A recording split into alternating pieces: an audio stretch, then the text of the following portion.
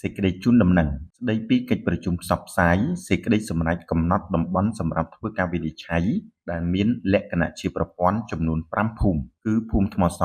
ភូមិស្រែត្រាវភូមិស្រែថ្មីភូមិចំការលើនិងភូមិចម្លងគោឃុំថ្មសស្រុកបទុមសាគរខេត្តកោះកុង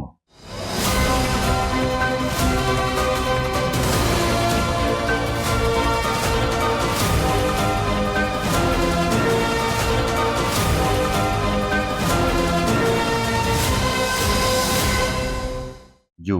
សេចក្តីសម្រេចលេខ014សសរចុះថ្ងៃទី17ខែមីនាឆ្នាំ2025របស់រដ្ឋបាលខេត្តកោះកុងរដ្ឋបាលខេត្តកោះកុងសូមជម្រាបជូនដំណឹងដល់សាធារណជននិងអង្គភាពនានាដែលមានការពាក់ព័ន្ធនឹងក្បាលដីទាំងអស់ស្ថិតនៅភូមិថ្មសភូមិស្រែត្រាវភូមិស្រែថ្មីភូមិចំការលើ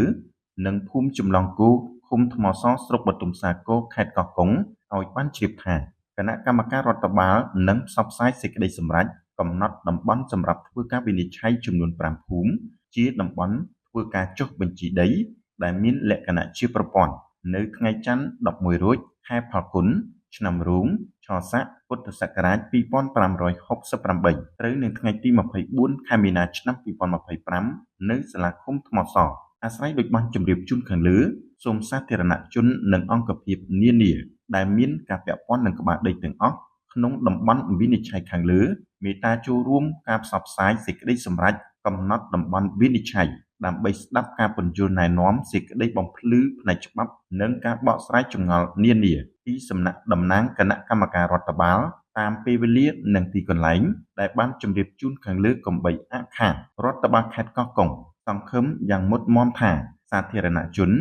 និងអង្គភាពនានាដែលមានការពាក់ព័ន្ធនឹងក្បាលដីទាំងអស់ក្នុងតំបន់វិនិច្ឆ័យខាងលើនឹងឆ្លៀតឱកាសមកចូលរួមការបំពេញកាតព្វកិច្ចក្នុងការចុះបញ្ជីដីធ្លីដែលមានលក្ខណៈជាប្រព័ន្ធយ៉ាងផុសផុលហត្ថលេខានឹងត្រាអភិបាលមិថុនាភូថង